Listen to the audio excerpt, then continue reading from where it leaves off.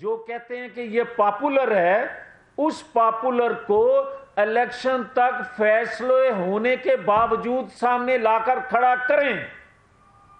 یہ میدان ہے، یہ گھوڑا اور گھوڑے کا میدان. پتہ چل جائے گا کہ قوم کس کے ساتھ ہے.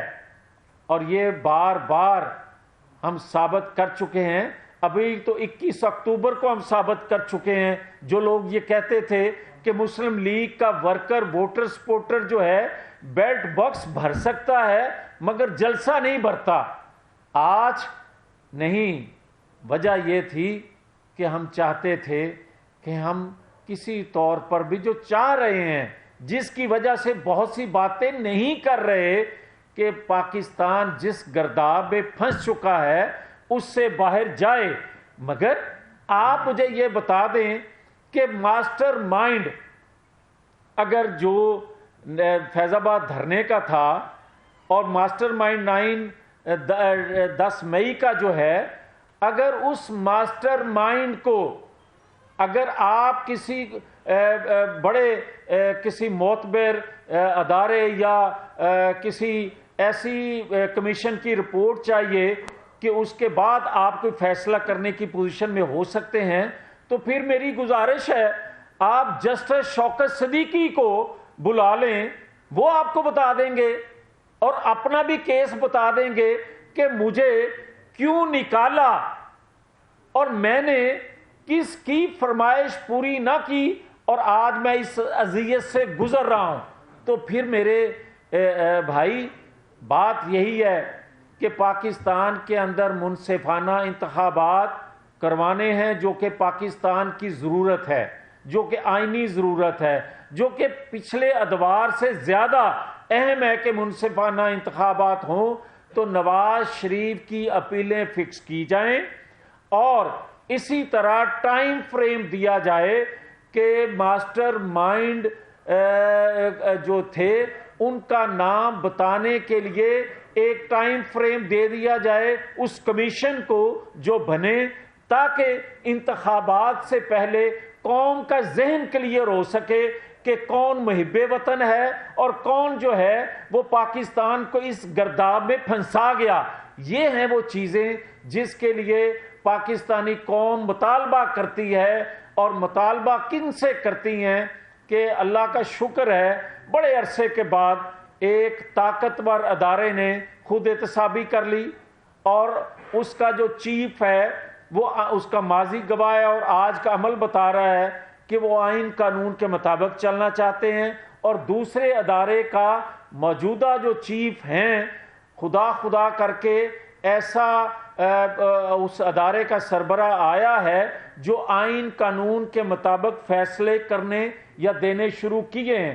تو میں توقع رکھتا ہوں کہ یہ ٹائم ضائع نہیں کیا جائے گا اور جو لوگ یہ ذہن سازی کرتے رہے، قوم کا اربوں روپیہ خرچ کرتے رہے اور قوم پر ہی ان کے خلاف استعمال ہوتا رہا، ان ہاتھوں کو بے نقاب کیا جائے گا.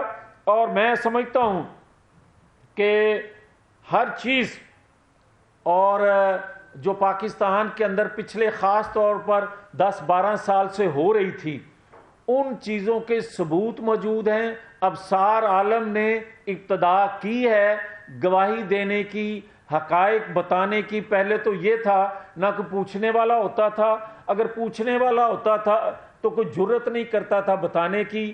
آج پوچھنے والے ہیں اور جرت رکھنے والے بھی ہیں ثبوت کے سامنے چیزوں کو سامنے لانے کی. تو میں یہ سمجھتا ہوں کہ بہت بہتر ہو جائے گا کہ اگر انتخابات سے پہلے جن لوگوں نے پاکستان کی بربادی کی ان کو کٹہرے میں اگر فوری نہیں بھی آتے تو کم از کم قوم کے سامنے بے نقاب ہو جائیں. اچھا میاں صاحب کہیے گا 21 اکتوبر کو میاں نواز شریف کی ساری تقریر ہم نے سنی، انہوں نے جنرل فیض کا نام بالکل نہیں لیا. نون لیگ کے بعض رہنماؤں نے، رانا ثناء اللہ صاحب نے بھی ادھر جہاں پہ بیٹھے ادھر بیٹھ کے کہا کہ نون لیگ انتقامی سیاست نہیں کرے گی. آج آپ ساری پریس کانفرنس جنرل فیض اور انہی شخصیات سے احتساب کے بارے میں کر رہے ہیں کہ آج آپ ذاتی حیثیت میں اچھا ایک آپ کو پارٹی قیادت نے بیٹا آپ کا ہمیشہ سوال ایسا ہی رہتا ہے. بات یہ ہے کہ دیکھنا یہ چاہیے کہ آج ایک ادارے کا سربراہ فیض آباد دھرنے کے ماسٹر مائنڈ کا پوچھ رہا ہے. بڑے ادب سے گزارش یہ ہے کہ فیض آباد دھرنے کا ماسٹر مائنڈ کا اگر پتہ چل جائے تو کیا 9-10 مئی کے ماسٹر مائنڈ کا پتہ نہیں چلنا چاہیے؟ کیا 2017 کے ماسٹر مائنڈ کا پتہ نہیں چلنا چاہیے؟ کیا سی پیک کے روکنے والوں کے ماسٹر مائنڈ کا پتہ نہیں چلنا چاہیے؟ جنہوں نے اس گرداب میں پاکستان کو پھنسایا، وہ جو بھی نام ہے وہ بار بار جنرل فیض کا نام آ جائے، بار بار میرا نام آ جائے، کیوں نہیں آنا چاہیے؟ اس قوم کی بربادی ہو گئی اور ہم صرف اس لیے بچا رہے ہیں کہ نہیں وہ نام نہیں لینا چاہیے، وہ نام لینا چاہیے. میں یہ کہتا ہوں کہ ہم کسی سے انتقام بیٹا نہیں لینا چاہتے، مگر ہم پاکستان کو ضرور چلنا پھلتا پھولتا ترقی کرتا دیکھنا چاہتے ہیں. اس کے لیے ہم نے قربانیاں دی ہیں. رہنمائی فرما دیں کہ آپ نے 2-3 مرتبہ اپیلوں کو فکس کرنے کی بات کیا. کیا آپ کو ابھی بھی کوئی خدشہ ہے کہ میاں نواز شریف کے کیسز کی جو اپیلیں ہیں وہ لنگر آن ہو سکتی ہیں اور انتخابات کے بعد ان کا فیصلہ آئے گا؟ اگر انتخابات کے بعد تک وہ جاتی ہیں تو پھر تو یقیناً میاں نواز شریف الیکشن نہیں لڑ سکیں گے، جو کہ 23 سالوں میں صرف ایک دفعہ الیکشن انہوں نے لڑا ہے.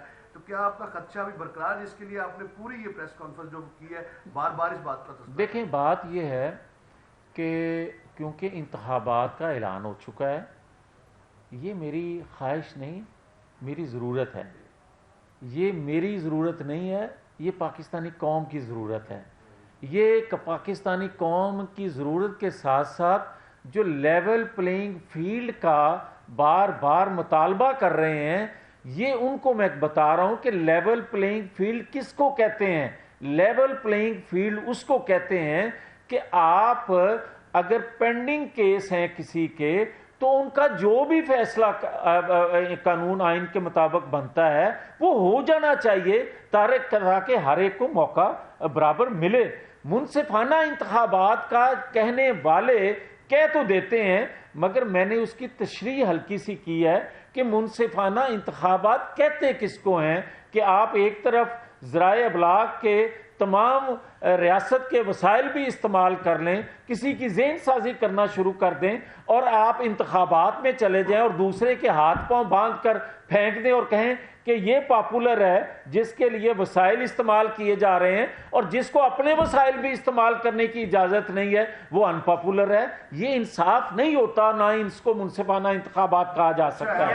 یہ فرمائیے گا کہ پچھلے دنوں آپ کے کولیشن پارٹنر اور سابقہ وزیر اعظم آصف زرداری نے یہ کہا ہے کہ اگر مسلم لیگ نون ایسے تیسے کر کے جیت بھی جاتی ہے تو نواز شریف صاحب کو ہم وزیر اعظم نہیں بننے دیں گے. کیا؟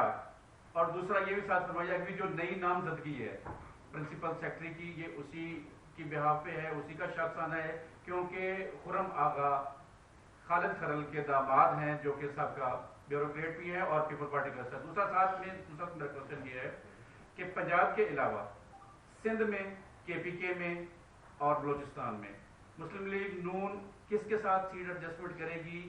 یا گزارش یہ ہے کہ جہاں تک آپ کا یہ کہنا ہے کہ کسی اہم شخصیت نے یہ کہہ دیا ہے کہ ہم نواز شریف کو وزیر اعظم نہیں بننے دیں گے، تو یہ وہ مائنڈ سیٹ ہے جو جتھے لے کر، اگر ایسا انہوں نے کہا ہے تو پھر یہ مائنڈ سیٹ وہ ہے کہ آپ مسلح جتھے تیار کریں تو آئین قانون کی آپ کو ضرورت نہیں ہے. جو پچھلے 16 ماہ آپ دیکھتے رہے ہیں، آپ کو ووٹ مانگنے کی ضرورت نہیں ہے، اس لیے کہ آپ 16 ماہ جو کچھ دیکھتے رہے ہیں. آپ یہ بتائیں کہ کیا پاکستان کے اندر جس طرح کا زمان پارک کے باہر شو لگا ہوتا تھا، کیا پاکستان متحمل ہے ایسے مزید شو دیکھنے کا؟ پاکستانی قوم مزید ایسے شو دیکھنے کی متحمل ہے؟ یا آپ یہ بتائیں کہ جس طرح 9-10 مئی کو پھر بڑھتے بڑھتے انہوں نے جو نتیجہ دیا، کیا پاکستان دوسرا ایسا واقعہ دیکھنے کا متحمل ہے؟ اور کیا ہمیں یہ بتا دیا جائے کہ جس طرح جسٹس بندیال صاحب فیصلے دے رہے تھے اور یہ ان کو ملزموں کو دیکھ کر کہہ رہے تھے کہ مجھے بہت خوشی ہوئی آپ کو دیکھ کر، کیا اس طرح اس ملزم کو کسی ریسٹ ہاؤس میں دے کے پناہ اور رات کو ایک لسٹ فراہم کر دی جائے کہ یہ لوگ اس کو ملیں گے، اور آج بھی جس طرح جیل میں ایک جو شخصیت مطلب مجھے شاید اچھا تو نہیں لگ رہا، مگر بشرا بی بی جس طرح علیحدگی میں ملتے ہیں، کسی اور قیدی کے ورثاء، کسی اور قیدی کے لواحقین کیا ملتے ہیں اس طرح؟ اور آج بھی رولا وہی ڈالے کہ نہیں بڑا ظلم ہو رہا ہے. کیا پھر ظلم جو ہے اس کے ساتھ اگر ہو رہا ہے تو باقی جو قیدی ہیں یا باقی حوالاتی ہیں پھر تو وہ کسی دوزخ میں پڑے ہوئے ہوں گے. اگر یہ دوزخ میں ہے تو وہ تو کوئی اور ہی چیز ہوگی جس کے ساتھ پھر یہ سلوک ہو رہا. خدا کے لیے یہی بات میں عرض کرنا چاہتا ہوں، اور یہی بات میرا آج کا مقصد تھا کہنے کا، کہ جس طرح